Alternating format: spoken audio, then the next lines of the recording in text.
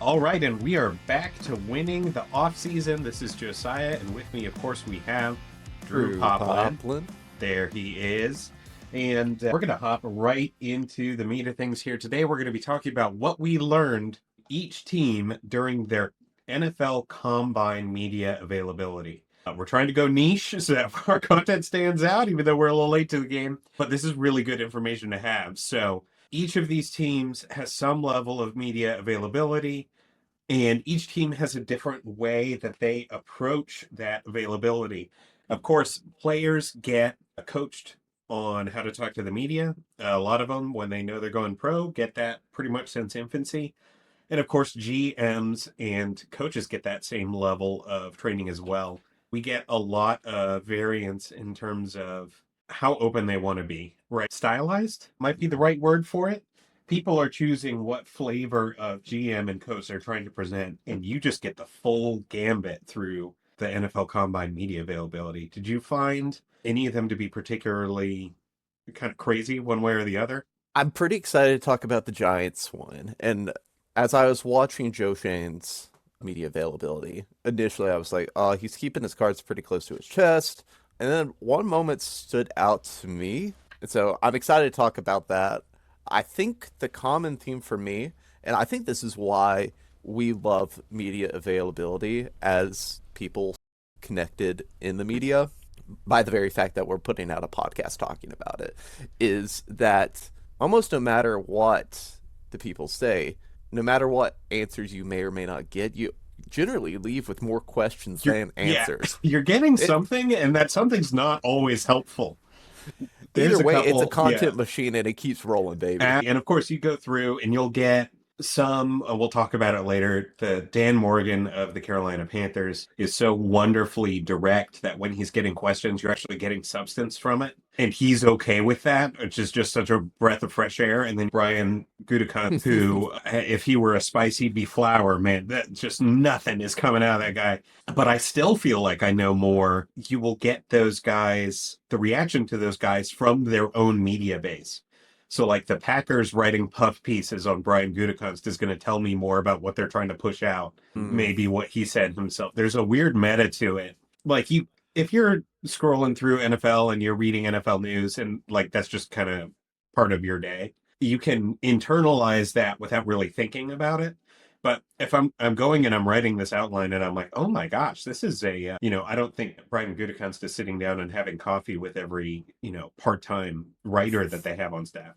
But there is a certain level of uniformity coming out of these organizations, and that is more telling sometimes than what is explicitly said. It's been said, if you want a job working in media or in marketing or any sort of that area for an NFL franchise, one thing you do not want to do when you go in an interview is talk about how big of a fan you are, or talk about your passion for the game.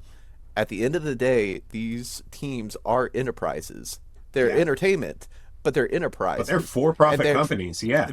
And they are trying to sell you on a product, and a lot of that is going to be inflating the outlook of what the team is going to be. And that, I'm glad you brought it up, because I was going to go on a miniature rant when I absolutely, because you go, and there's nothing wrong with reading those pieces, right?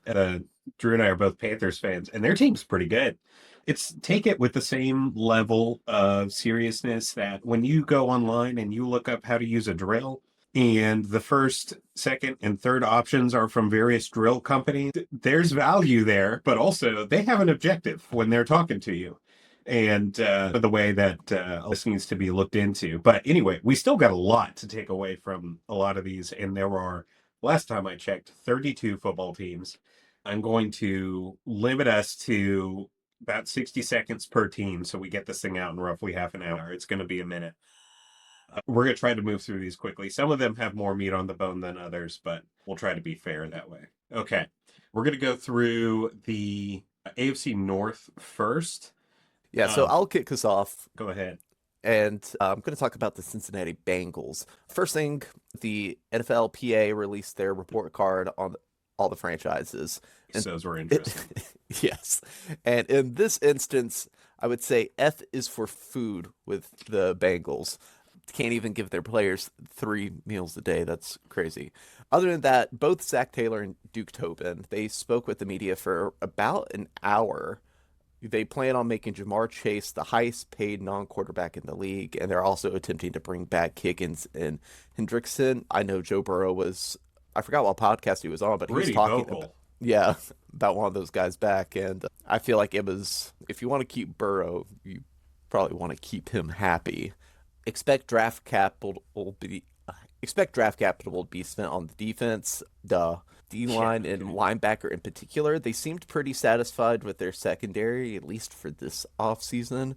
I know they were pretty happy with Dax Hill, the job he was doing at cornerback before he got injured. And they feel like they're following a similar model as the Philadelphia Eagles. Quote, the Eagles, have done a great job building their roster out, and they've got some high-level players on big deals. Not as big as the deals that we're talking about making, but big deals. And then they hit on draft picks, and that's what we got to do. We've hit on some draft picks. We've got some guys that are in the pipeline coming in the last 5 games. I think some of our young guys started to come, which was great on the defensive side of the ball. And one way that is true that they're like the Eagles, I think, is their willingness to draft players that possibly have character concerns. So putting all that together, does that open the door for someone like Mike Green or maybe Man, that was the first thought I had. Let's talk about it real quick. Who is their new defensive coordinator? Do you remember? Their new defensive coordinator, I'm not certain. I think Al Golden. Al Golden. I can't remember whether he runs a 3-4 or a 4-3 defense. I know most of the people that are fangirling over Mike Green real hard are in that 4-3 kind of Derek Brown school of defensive end. And I was pretty excited about him for that reason. And then some stuff came out that he may or may not have done. And now he seems like a Kansas City Chief to me. But yeah, and Green, again, all of this is speculative. So I don't want to say one way or another what's what, but it is something you have to look into. And since we're not interviewing these guys, we're not having access to this. For us, it's just a flag, something we have to keep in mind. But that might open the door for someone like Mike Green. James Pierce Jr., I've heard some stuff about, some people have claimed it's more attitude stuff. Same with Walter Nolan. And again, all this is speculative. I'm old enough to remember Sean Oakley. You remember him? I do remember Sean Oakley. Yeah. Because he is a nasty defensive player with, moderate character concerns, he will be drafted by the Philadelphia Eagles, and he will turn out to be a pretty okay guy. That sounds like it. That's just the rules. But yeah, no, good stuff coming from Cincinnati. That was definitely a minute long, no more, no less. We're going to take the PFF school of timing, I think, for this. But no, it's good. It's good content, so we're going through it. Okay, Cleveland Browns are next, and that one's me. So right out of the gate, both Andrew Berry, their general manager, and Kevin Stefanski, head coach of the Cleveland Browns, were emphatic that Myles Garrett is staying in Cleveland. Now, in case you guys somehow missed this part of the news cycle, Myles Garrett has actually very respectfully, I thought, requested a trade out of Cleveland. He tactfully said that he is a very good defensive end, and he has put in his time with some very bad teams. And he is, I think he's 29 now, and he wants to go compete for a championship before he retires, and asked for a trade to that effect. And Andrew Berry and Kevin Stefanski are, of course, concerned about losing their best player on either side of the ball, and one of the best defensive players in the league, maybe the best, depending on the year. But both of them were like, this guy is staying in Cleveland. Stefanski went as far as to say they expect him to be a Cleveland Brown for the next 3 years. They said, we look forward to having him this year and next year and maybe even the year after that. That could well be posturing. It generally is, but that is what was said. Nick Chubb is hitting the market. He's going into the open market. They are not re-signing him. At least they're not re-signing him until everyone gets a crack at him. That's pretty big news. I think everyone was kind of thinking that would happen. He suffered some horrific in 2023 that left him sidelined for about half of 2024. And when he came back, he did not look like Nick Chubb anymore. So major shift in the backfield coming. They were running, hold on, let me see if I can remember correctly. Jerome Ford, Deontay Foreman, and there's a third one in there. And Ernest Deontay Hemingway. Foreman is my favorite backup running back in all of football. Has been since he was backing up Derrick Henry on the Titans. But if he is your primary rushing option in 2025, there's a problem there. And Jerome Ford did not show enough to make him the apparent or heir apparent to that system. So that'll be interesting to look into going forward. But I think they're right in saying we need to make a change. This guy is, I don't remember if he's 30, but Nick Chubb was getting up there in age anyway, and God knows he's got mileage on him. Trade market for the number 2 pick, it really looks like they want out of that second pick. They said that there was no significant movement, no significant offers on that number 2 pick, but Barry expects that interest to pick up as we get closer to the draft. And if you're even thinking in that direction, that means you like, it's not we're going to stick and pick unless someone makes a crazy offer. That is, we need help. And maybe someone wants to come take a quarterback, or maybe someone wants to make a significant move for Abdul Carter at 2, but that was pretty noticeable. And then while they did mention him, it was pretty notable how little they talked about quarterback Deshaun Watson. I think they've learned their lesson, which is just shut the hell up about this cancer in the locker room. I mean, they did the whole North Hard Knocks, and you wouldn't have known that guy played professional football. Anyway, they know whether they are truthfully ashamed or not. They know that they're supposed to be, and they are going to sit on that until he doesn't matter anymore for that franchise. So yeah, pretty good stuff coming out of the Browns. I'd say that's about all you can truly expect a franchise to do. At least be like, God. I think we're supposed to feel bad about this. Yeah, sit in the corner, Browns. And Miles, he deserves better than what you're doing to him right now. I was going to, speaking to the Myles Garrett thing, didn't Dale Ward come out and say, if you guys trade Miles, I want out too? Yeah. And honestly, we'll do a whole rebuilding the Browns here in probably the not too distant future. Blow that franchise up and start over. I didn't write it down, but I will mention Andrew Berry and Stefanski both seem to be of the opinion that they're just a couple pieces away from competing. That is not based in reality. I know it is your job professionally to feel that way if you are a coach, but also as a general manager, no, you're not. No, you are not, and you know better. So Mickey Loomis is somewhere in Cleveland when Agrima Wormtongue on Andrew Berry. All right, what do we got for the Ravens? With the Ravens, I in particular paid attention to Eric DeCosta's presser because there was a lot of talk about the Justin Tucker thing, and so he was at the forefront of having to address that. Eric DeCosta said that do not anticipate the Ravens being super active in free agency because currently, even with the increase in salary cap, they're currently $12 million under the cap. Yeah, they don't have a lot of bandwidth. Yeah. Good news is Ravens have been really good at drafting. Yeah. Even what comes to mind is someone like Roger Rosengarten, who I wasn't even necessarily the biggest fan of coming into the draft last year. I thought he really held his own at right tackle. But speaking of the trenches, Harbaugh did mention that he had just got done watching offensive tackle and offensive guard tape.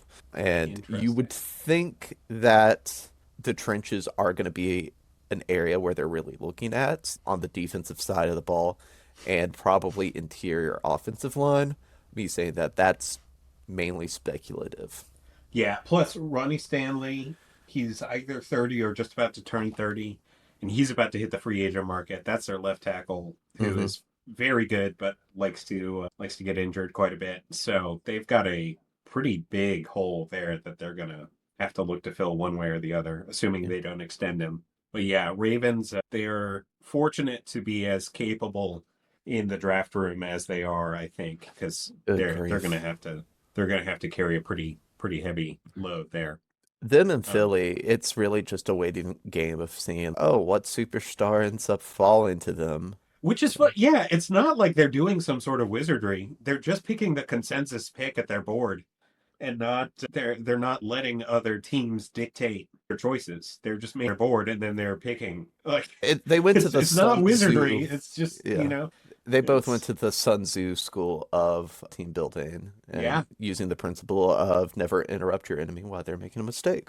Amen. All right, Pittsburgh Steelers, one of my least favorite teams in the league, but they've got some pretty heavy questions they need to answer, particularly around the quarterback position. So, big one is, well, both of them are on the offense, right? They don't have a quarterback that can start football games right now on their roster. If they got rid of Kenny Pickett last year, they sign Russell Wilson to a sweetheart deal. They trade for Justin Fields in what is essentially also a sweetheart deal.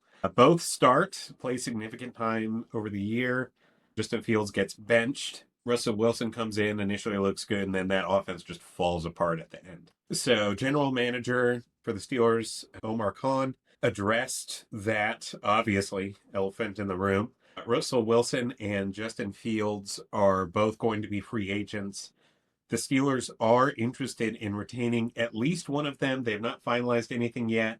And if I take a little bit of the rumor mill and put it in, it really looks like Justin Fields is going to come in and play again for them, probably on a 1-year deal, but it looks like it's coming. And honestly, I think that's the move for them. Russell Wilson had some really good games, but so did Nick Foles coming in relief. That doesn't mean that you want that guy to carry the day for the next season, unless you're my Madden franchise. And then on a broader point, same side of the ball, Arthur Smith did not do a good job as offensive coordinator last year. I was very surprised when they retained him. They were critiqued about the offense not being very creative. Khan acknowledged that there was a need for improvement there. They are committed to enhancing that unit's performance, and that would presumably mean, so they're going to bring Jaylen Warren back. That's happening, at least for 1 year, and they have one good receiver on their team, and he's kind of a dick.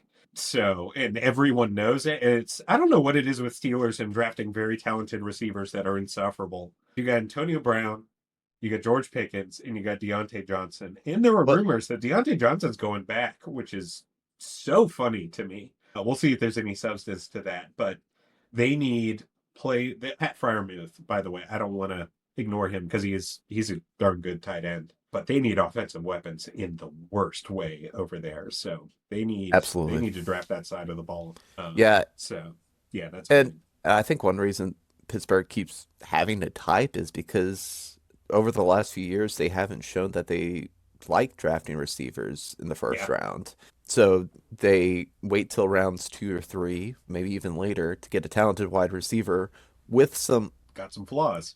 Yeah, someone like a Pickens. That's in their strategy, and in a weird way, it has worked out for them, but also hasn't. Yeah, it's been a successful model, but you can only go to that well so many times. If you roll a 1 on any of those, all of a sudden you're in a lurch, and I think that's what's happened now. Is Roman Wilson didn't do anything for them last year, and that was supposed to be their new number 2. So I think that's going to make a big difference. He had a lot of injuries, so we'll see. We'll see how that goes. But so let's go from the AFC North to the NFC North, and we're going to talk about the Bears real quick. And episode 1, I made a bit of a jab to the Bears, and being a Panthers fan, we've had to deal with Bears fans being a little insufferable over the last few years. Yeah. But for all their talk, I feel like we're not too dissimilar, and I'll explain. So I watched the Ben Johnson presser, and the thing that stood out to me was he talked about assembling a team of assistants and, quote, "What's so beautiful about the coaching staff that we put together? I didn't hire a bunch of my friends. I went outside my circle on purpose because I wanted to collect a different mix of experience, of energy, ideas, and we're going to make it come together, and it's going to be the Chicago Bears moving forward." And he continued, It can look a number of different ways. Eric Bieniemy's got a lot of experience in the gun run game and what they did in Kansas City, and Declan has a lot of success from the Sean Payton tree, and pass game coordinator Press Taylor has a lot of success from the Chip Kelly system all the way on. So we've got a library, if you will, to draw from, and we'll see it all come together once we get our hands on these guys. And Bears fans, if you're listening, I say this with love because I do actually want success for y'all. It's been so long since you've seen success. You deserve it. Yeah. And I'm a fan of historic NFL franchises. Good color scheme, cool mascot. I like you guys. I like your pizza. Being a Panthers fan, I've seen this story before. I've seen it very recently. Very recently. Um, It's and one of the coaches that was your interim last year. yes, it it's interesting all these parallels I keep seeing pop up between the Bears and Panthers. Now, am I saying that this idea is doomed to fail? No, because the issue that we had in Carolina was egos could not be kept in check. And from my understanding is Reich was not a strong enough leader to keep those egos in check. Yeah. If Ben Johnson can come in, get everyone on the same page, have the diversity of opinion, but at the end of the day, everyone respects the decisions, I think it could work because Yeah. Johnson's proven to be a great offensive mind in of itself. So I think that's the big thing to keep an eye out on. If I'm a Bears fan, that's I'm crossing my fingers and I'm holding my breath to see how this experiment goes. Absolutely. And while I am not a football coach, I am a manager, and I can tell you that the concept of bringing a wide body of opinions into a working relationship is very good on paper. And if you're an experienced leader, it's amazing, right? And Johnson's not an experienced leader, not in this context, right? He's a baby. He's a tiny bit older than Drew and I are. And this is if he can do it, man, oh my gosh, the Bears are going to be in a great spot. But as we've seen, Frank Reich, good football coach. The whole situation blew up around him because of this, and because David Tepper is, an enormous pain in the ass. But definitely a bit of a red flag situation for the Bears, I think. I'm hoping they get past that. I think every Panthers fan wants the best for DJ Moore. If they went and won a Super Bowl, I wouldn't begrudge it to them super hard. But yeah. Until we get Okay. ours. But Yeah, not until we get ours. But, DJ Moore's age 32 season, maybe. They can go get theirs.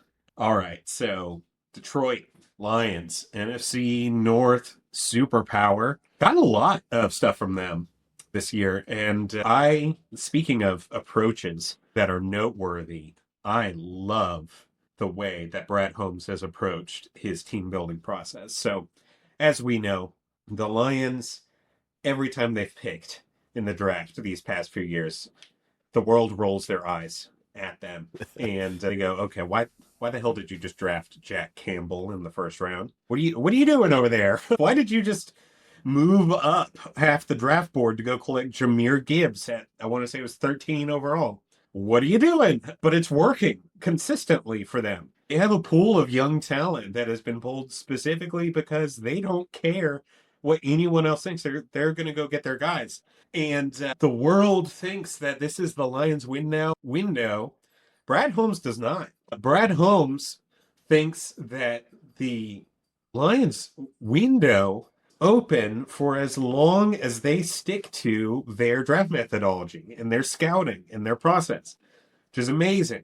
So, despite 15-2 record, NFC North championships, just being dogs out there, their process is staying the same. They're building through the draft and the development, and they don't see themselves as a win now team. They see themselves as a successful team. And that means constantly sticking to the things that made them where they are now, which is just so nice. Now, of course, they talked about the injuries and depth issues they had the injury bug like nobody's ever seen.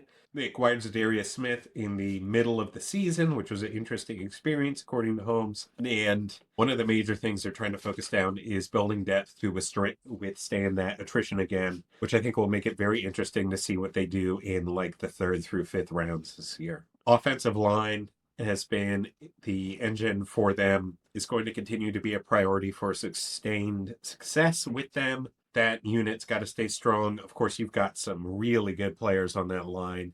Frank Ragnow, Panay Taylor Decker, and I want to say Graham Glasgow still on that line. Might be wrong about that. I got 3 of the 5 though. I'm gonna stick with those, and they want to keep that going like the Eagles do. They just want to have a rolling success on that line. Extending All-Pro safety Kirby Joseph is a priority for them. They're open to talking about it. They really like him within that team's culture. Then they, as I've mentioned before, but just to reemphasize because they did, Holmes and Campbell both were really talking up the importance of drafting, developing, and then retaining those core players. They're going to go out and they're going to use the free agency to fill gaps, but they are not going to use that as their team building engine like some other teams have in the past. So, really good fundamental stuff coming from the Lions, and that kind of philosophy works when you have established your track record as being good in terms of your scoutability. There's other teams. We keep going back to the Panthers because they're kind of the flavor of the offseason in a lot of ways. But they had to buy their offensive line because they had to give up on the idea that they were any good at scouting it. And on it, that was the move, right? And this team has established they're better than that, and they're getting to rest on their laurels a little bit. It is a little ironic. When you think about those two linemen that they did, or the three linemen that they have drafted in recent years, Chandler Zavala, oh my gosh, I can't remember his name, but Brady Christensen and Cade Mays. Cade Mays, yeah.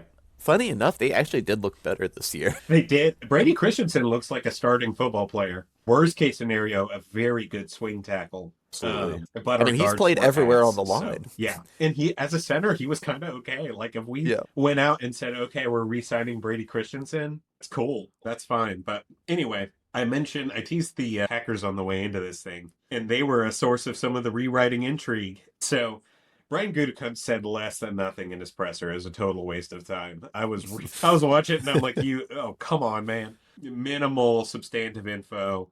A lot of vague generalities, no clear statements about roster moves or trade possibilities outside of we're going to make the team better, which is interesting because Josh Jacobs, their star running back, famously went out and said, hey, we need a proven number one receiver, which is a wild thing for a running back to go out and say. Especially, you've got Christian Watson, you've got Dontavian Wicks, you've got Jaden Reed, and you have Romeo Doubs on that roster. It's a good core of four, and apparently they don't feel like that's enough. So you would think in that presser they would address that. They didn't, and then all of a sudden it comes out reports, not just rumor mill reports, they're all over the place, suggests that Green Bay has a significant offer on the table to go acquire Seahawks star receiver DK Metcalf, which, come on, man. It's actually kind of exciting. Him with Jordan Love would be cool. That'd be a major move to bolster Jordan Love's receiving core. Raises the significant question, is Gutekunst's silence on this? Is that typical GM behavior? Is something happening behind the scenes? And if they're making a trade, which one of those four receivers is going? I bet it's Romeo Doubs. But that would be interesting because Romeo Doubs, primarily a slot receiver. You know who else is primarily a slot receiver? Jackson Smith and Jigba, probably a top 3 slot receiver in the league right now. I don't know how that dynamic would break down. But if they could find a way to get Romeo Doubs to play on the outside, that would be a really cool young 1-2 combo. So anyway, that is the Packers. And so moving on to our last team in the NFC North, we have the Minnesota Vikings. And I'll start with what Kevin O'Connell said. They talked, obviously, the big question around the Vikings offseason is, what are they going to do with Sam Darnold? Are they bringing him back? Are they signing and trading? What's going to happen with that? And as expected, they don't really reveal too much. I think Kwesi said they don't think in binary terms about quarterbacks. But Kevin O'Connell talked about Daniel Jones, and he seemed to really be a big Daniel Jones guy. Now, the question, is he tipping his hand about possibly moving on from Darnold, or is he keeping the cards close to his chest by inflating DJ? I'm not sure. He also spent the first part of his presser talking about interior offensive line and the versatility in this class. And I think if you're a Vikings fan, you have to be excited about that. Interior O-line was definitely a weakness, and we saw that come out once the playoffs came around. And then last thing for the Vikings is, I think Kwesi maybe had the quote of the combine, for me at least, and he was talking about like his past. He was a big analytics guy, like a big data guy coming up, and he wasn't necessarily that when he was first starting off, like he wasn't necessarily the biggest film guy, and that's something he's grown into. And he said, you don't want to become a weapon of math destruction. That's beautiful. Yeah. I like Kwesi, man. I like him a lot. I think it's funny as hell. Most of his stuff comes with a little soundbite like that. God, has that guy done a good job of building that roster? For sure. Also, Honestly, if you're competing in the NFC North, You're doing a good Hell job. yeah, man. Yeah. All right. We're scooting to the AFC South now. We're going with the Indianapolis Colts to start. Somehow, Palpatine has returned. Chris Ballard is still employed in the NFL, which is funny because like 3 or 4 years ago, when Frank Reich was on his way out in the Colts, I'd say Chris Ballard was one of the best GMs in football. Not anymore. That team is not in good shape. You've got a couple of pieces that are really good. Pittman, you got Quentin Nelson, who has not been playing as well lately. You've got their O-line's pretty good, actually, but Jonathan Taylor, Grover Stewart. But oh my gosh, is that team not? They're in purgatory right now. They need enough pieces to make it difficult to believe that they are serious contenders, and they have too many pieces to have enough capital to go out and get what they need. So Chris Ballard's still there doing his thing, but he did give some meaningful info. He committed to bringing in some level of quarterback competition for Anthony Richardson. That is significant. He's had basically a year and a quarter of play, maybe a combined season between the two. And he's been unwatchable, which sucks because he looked like we were going to have another Cam Newton in the league. And it looks like we have another 2019 Cam Newton in the league. Well, that was the year he was injured, but you know what I mean. That guy, yeah, Cam Newton on the decline in the league. Now, it's a question, are we bringing in a veteran backup? Are we bringing in a surprise draft pick there in the one of the second or third rounders that's coming out? Is Quinn Ewers going to be menacing Anthony Richardson from behind the scenes? It would be kind of interesting to watch. Jackson Dart in the Colts scaring Anthony Richardson would be a fun watch. I don't think he's going to make it that far, though. I have a pet theory on that, which, yeah, it's like 20 seconds, so we'll do it anyway. I don't know when he recovers from his broken collarbone, but you know who was really good behind Anthony Richardson and would cost zero money is Gardner Minshew. And he's a good bellwether because if you're playing worse than Gardner Minshew, you do not need to be playing quarterback in the National Football League. But he's good enough that he could provide some mentorship and could add a spark to an offense that we know could operate. And then you sink some late draft capital in there, and that's how you play it. But we'll talk about that later, I'm sure. Yeah. I'm also in love with Gardner Minshew, and it is not platonic. So I'm gonna find a way to get him to start in this league. And if any of you guys think that he's just riding the hot name right now of Gardner Minshew, Joey's been a committed stand for Minshew for I've had about a 4 or Gardner 5 years now. Minshew Carolina Panthers jersey since 2020. Manifesting his trade to the Carolina Panthers. Every Madden franchise I start, I sign Gardner Minshew as my starting quarterback. I love that man so much. I love that there's a guy out there who's just a guy that gets to live his dream. Anyway, to a little more sobering, Shane Steichen was asked, next steps for Anthony Richardson. What's the thing you want to see next? Give you a little hope that he's going to be your guy. The answer was to bring up his completion percentage. Which is just, that's woof. That is not a good sign. The Colts interviewed Ashton Genty. What? Now, there's not too much to be taken away from these. You know, you give these press interviews and they'll be like, hey, has X team interviewed you? It's like, shut up. Of course they have. But Jonathan Taylor exists. Like, if any team didn't need to interview Ashton Genty, the Colts are up there. And you've got a couple others, but you've got your franchise guy. Taylor's locked in as the RB1, and Zach Moss played really well in his relief. Like, they don't need a backup running back. So, could just be due diligence. I'm hoping it's due diligence. Or Chris Ballard is just being weird.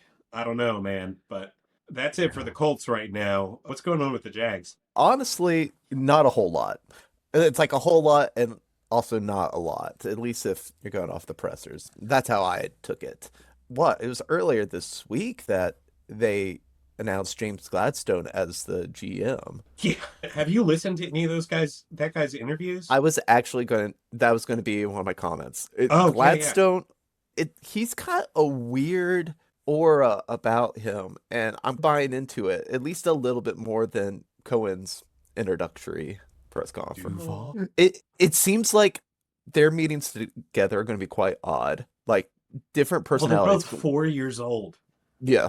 It's like if you and I were like, all right, here's a $5 billion franchise. Let's get after it. One thing I did gather was Gladstone, he said he expects to build through the draft. That's a pretty solid, proven strategy. If you can draft Gladstone, I believe he was He was the director of college scouting for the Rams. He was. He and Les Snead are So very close. seems like a dude that at least understands. Like I feel optimistic about Gladstone. Cohen, I think he's a We'll good. see. Yeah, yeah, He's good OC, no question about that. Doesn't translate yeah. necessarily one way or the other. But he did say specifically up front in the trenches, interior O line and D line, which does seem to be Theme. a lot of teams, especially the ones that I ended up researching and looking at their pressers.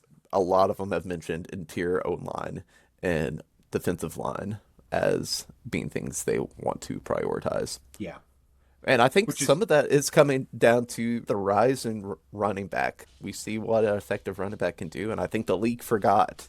But it's high time that they're remembering now. And all I can hope for is that this means the inevitable rising, that like a phoenix of the fullback position. yeah. Patrick Ricard stonks are screaming towards this guy. I need James Gladstone to use fewer buzzwords when he interviews. I think I he's using them correctly. He talks like my management books read because I'm in grad oh school, and I'm like, this is class, and not in a good way, but the Rams can freaking draft, man, and he was a major part of that. And I think there's some optimism to be taken from that, even if you subtract his very intelligent, engaging manner of conversation. So that's good. Titans, number 1 overall draft pick. This one's a little more meaty. So here we go. President of Football Operations, Chad Brinker, said that the team is not going to pass on a generational talent with their top selection. That phraseology made its way through the news cycle a couple weeks ago, too. That doesn't mean anything.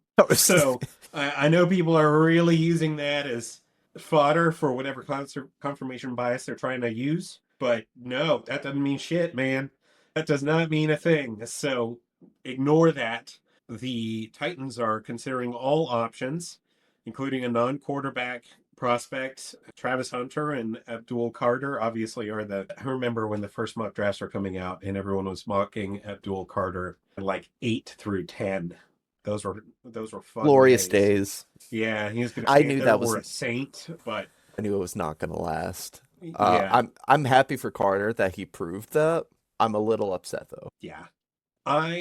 We'll talk about him more. The Titans rebuild is one of the ones I want to do earlier First, yeah. rather than later. I think he's full of shit, man. They need a quarterback. They must have a quarterback. Brian Canahan is going to be a 2 and done or 1.5 and done head coach if they can't get that offense to function. And Will Levis is not a starting quarterback in this league, as It's like much as I really liked him coming out of college. So I don't they think he got to fits do it. what Brian Callahan would want to do. No, he's a bad Josh Allen. Or no, he's not even fast. He's more like a James Winston. He's not. It's not the move. They're going to go draft Cam Ward, and they're going to like it, no matter what they say in this conference. But GM Mike Borgonzi, I'm hoping I'm pronouncing that right, said they're early in those discussions. They're open to evaluating every situation to make the best decision. There were some trade possibilities that there's speculation that Titans might trade down. If they think they can still get a blue chip prospect while gaining assets, blue chip would imply that they're not trying to get out of the top 10. Z emphasized the goal of acquiring as many top 100 picks as possible. That's a big deal. And of course, disappointing season from Levis. We already talked about that. They said that they are not locked into picking a top quarterback with that top pick. I just think that's nonsense. Unless we hit free agency and Sam Darnold or Aaron Rodgers is suddenly a Titan, both of which I think would be terrible ideas. They're taking Cam Ward with that first overall pick, and we can ignore the speculation after that. But With a episode coming up, since we're probably going to do it soon, I'm not going to make a comment on that just yet, but I'm excited to talk about it. Callahan highlighted the importance of decision making, timing, and accuracy in a quarterback, which means that he's done with Will Levis, but he apparently drew some parallels between Shedeur Sanders and Joe Burrow. I think that's smoke, but we'll see. They're evaluating their top prospects. It'll be interesting to see what they do. But Texans, what do we got? So nothing really surprising with the Texans, because you look back on their season and they made the playoffs, which I think part of that's due to the division they're in. I think even Texans fans would admit it was a bit of a disappointing season, but I also think the expectations for them after the first year of CJ Stroud were way too high. Yeah, and I love Stroud. I think he's going to be a great quarterback in the league. That said, we see once again what happens if you're not giving your young, talented quarterbacks time to throw, particularly with pressure up the middle. And they spoke a little bit about the O-line and hitting the reset button, which the reset button terminology makes it seem, okay, they're going to really be doing an overhaul. Yeah. And so the question then becomes, what does that look like? Who stays, who goes? They have Howard, who was playing left guard, was drafted to be their right tackle, while they had what's his name, Blake Fisher playing tackle, who I thought did pretty solid, Yeah. considering where he was drafted. You know what? But man, they really need to figure out that interior, those guards and centers. What are they doing with Drew Scruggs? Are they moving Scruggs back to center and bringing in two guards? What's the plan there? Whatever it is, they need to make that a priority. And it's going to be a little bit harder with the Trey Smith news. Yeah, I was very surprised by that. I don't know where they're going to find that cap room, man. Like, that was the move for sure. Got re-sign your top talent, but I don't know where they're finding that money. I have no clue. Maybe we can ask Dave. Yeah, yeah. I'm sure he would appreciate that. All right, let's move to the NFC South. What's going on with the Tampa Bay Buccaneers? First thing I want to touch on is Chucky. He's in the Ring of Honor, not WWE or AEW bound, but Ring of Honor. It's just interesting given it felt like 2 or 3 years ago he was blacklisted from the NFL. He was. But have you been watching those interviews? Yeah, they've actually been very entertaining. My guy is I missed the period of time where he was a sportscaster, but he's got the knack, man. Yeah, I see. And I grew up watching him on ESPN doing those.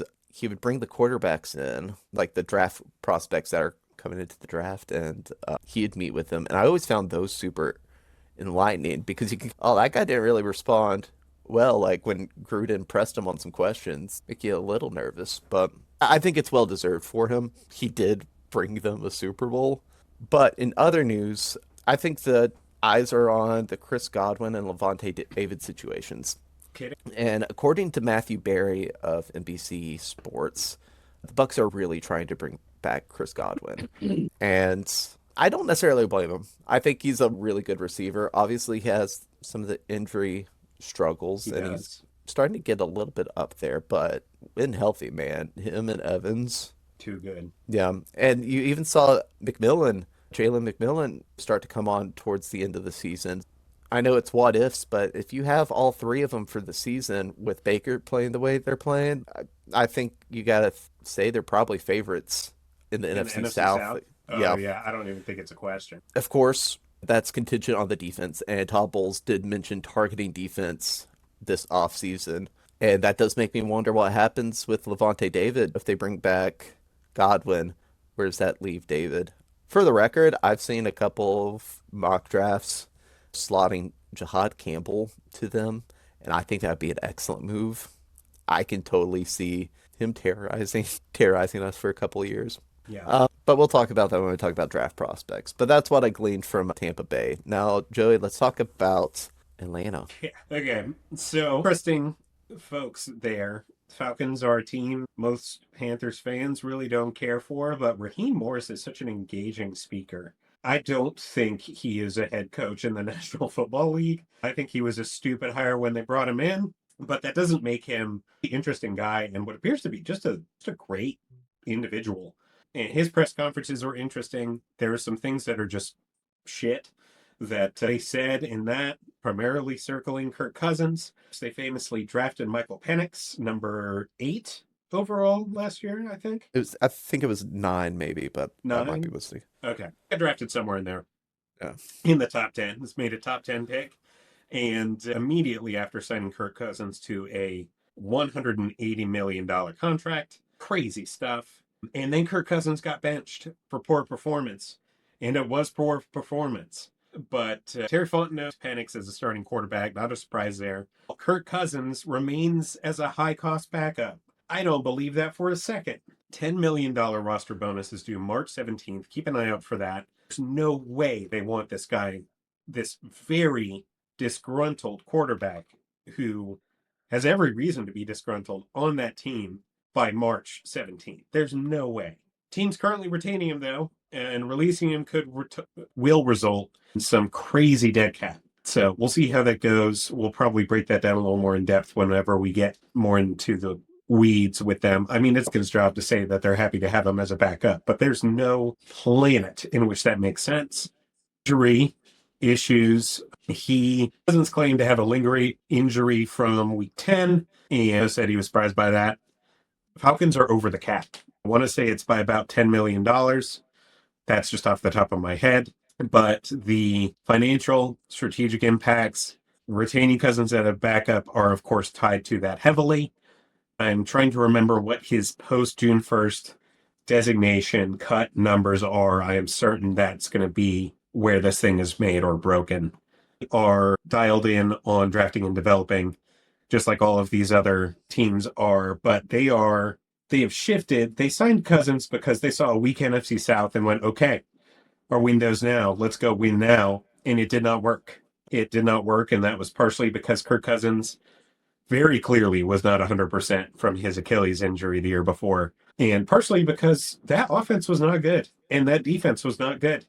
Their offense was pretty middle of the pack, and their defense was competing with the Panthers in terms of atrocious. I mean, that last game of the year with the Falcons and the Panthers was an exhibition game that happened to have two NFL offenses in it. They've got a lot to do, and the other thing that's important to note, Falcons did not bring their offensive staff to the combine at all. Like, they just didn't go. This is going to be a defensive draft for them. Fortunately, this is a defensive class, but oh my God, do they just have to start over there?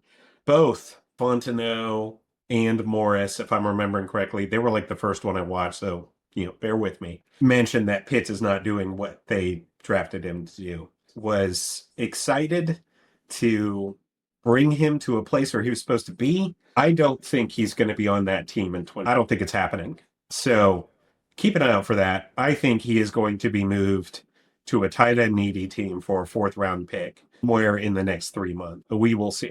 He strikes me as Sean Payton's Joker that he won't shut the hell up about in the Denver Broncos. I could see that happening in a big way. We'll see, though.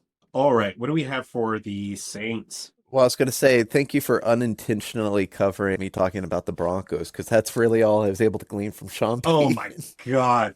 He had that one Bose word, and everyone was like, what does that mean? And he's like, a joker. And everyone's like, Sean, I'm the Joker, you are not baby. remotely as smart or funny as you think you are.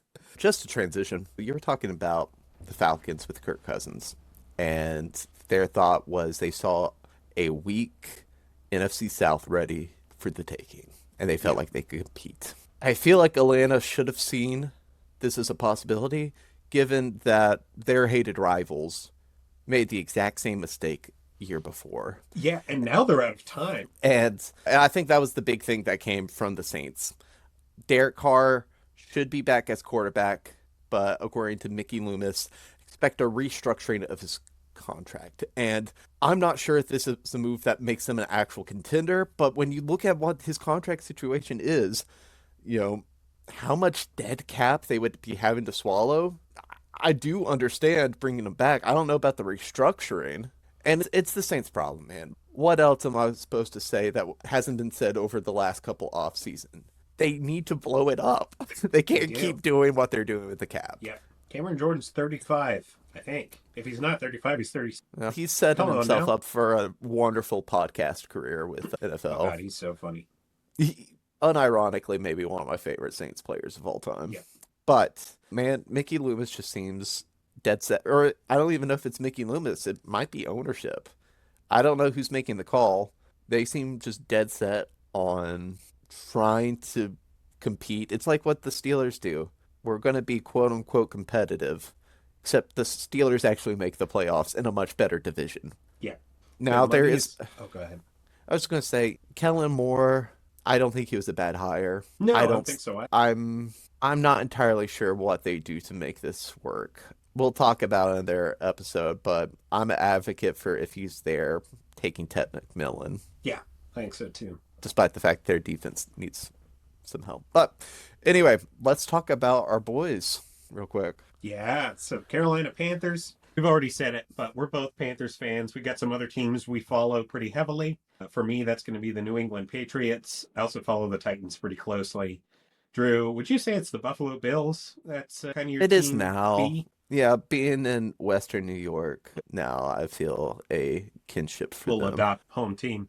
I had to shovel my driveway so many times this year. It made me feel Oh, like I God. understood Bill's Mafia. Yeah, but the Panthers are our home. We're both North Carolina natives, and it's been a rough watch past few years, really since 2018. It's been difficult to be a Panthers fan. They did a bunch of stuff in the 2024 offseason that made it think it wasn't getting better, but they did it. 5-12 has never looked so good on a football team. They're headed in the right direction, according to pretty much everyone. And, the rate at which that happens is probably being contested, and I think that's fair. I think if the Panthers got to be an 8-win team next year, that's a win for that organization. We have cut out a bunch of deeply incompetent members of that organization. Matt Rule should never have been a coach of an NFL team. Scott Fitterer never should have watched a football game because it would have saved him time because the experience of watching a football team did not inform any of his actions. Or forget that he signed Pat Elflein to be our starting left tackle for multiple years and signed Shy Tuttle to a 3-year deal worth, I think, a little less than $30 million. You want to know a fun Shy Tuttle trivia fact Does it for you? exist? Over the past 2 years, would you like to guess how many pressures Shy Tuttle has generated? 2 full seasons. I think I heard this the other day. I want to say it was 7.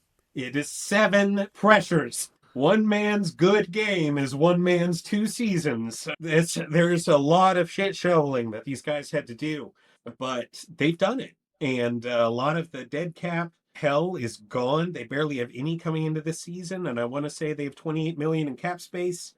That's going to be cutting Miles Sanders and Shy Tuttle gives them another 8, I want to say off the top of my head. That's some ammo. And Dan Morgan has been very clear, I think we mentioned earlier, so upfront with where they're trying to go. He is not one for intrigue and such a breath of fresh air. And so he laid the team's situation out clearly. They need functionally a new defense. They have 2 starters on that team that are still going to be there in 3 years. Derek Brown and JC Horn. Maybe DJ Wanham as a lower tier, like pass rusher 2. Yeah. And if he's a depth piece, awesome. But they were like, okay, we need safety, we need defensive line, we need linebacker. They do seem to really like Trevin Wallace, their 3rd round pick, I want to say, last. Who did okay in some spot starts. They have already cut Dane Jackson, which was supposed to be their sneaky good free agent CB signing last year. They need a quarterback too. They need both safety positions. They need defensive line, the whole thing.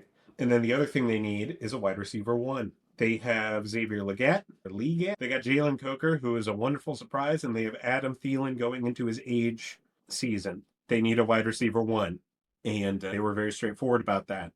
They also talked about the Panthers have a lot of very good depth pieces entering free agency. And I think it was a lot of people's assumption they would re-sign some of those into free agency. It doesn't look like they're going to do that. They have re-signed Dalton as their backup quarterback at a nice, healthy 2-year extension. I want to say it was for $5 million a year, maybe 4. Good backup quarterback money, nothing mind-blowing. They're going to let tight end Tommy Tremble, Eddie Pinheiro, safety Xavier Woods, and linebacker Shaq Thompson all enter free agency. And I think that was a bit of a surprise. Certainly a surprise that they said it flat out. I think they've got some aggressive plans in free agency. And I think Eddie Pinheiro thinks he's worth more than he is. And I think Xavier Woods thinks he's worth a little more than he is. And they're not bad players, either of them. And, if you're going to go get that bag, that's cool. That's not any kind of indictment. But the Panthers are looking for value players. If they walk into free agency with $35 million in cap space, they do have a lot to cover in that 35. They have zero issue with Taylor Moton's $30 million cap hit. I think people were expecting some sort of restructure or extension. I would not be upset if they extended Taylor Moton, but they don't mind taking that on the chin if they need to. And they are interested in re-signing both Cade Mays and Austin Corbett. And so am I. I'd really like to see that happen. They have acknowledged their defense is in rough shape, major area of concern. They both, Canales and Morgan. Canales also said he likes media availability in interviews, and that's a rare thing. They both stress the need for playmakers on both sides of the ball.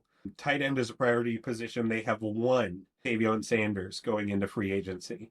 One still on the roster going into free agency, that is. So the Panthers are going to be, they are right in the middle of the pack in terms of cap space, but expect them to be taking some heavy swings.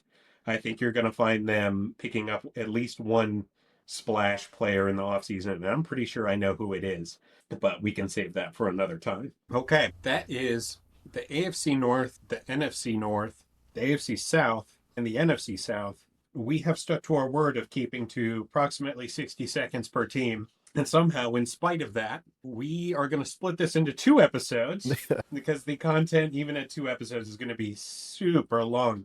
So anyway, this is going to be the end of episode 1. I hope you enjoyed it. We'll hit and West for both the AFC and NFC in just a couple of days. And stay tuned for that. For now, I hope you enjoyed this first episode of Winning the Offseason.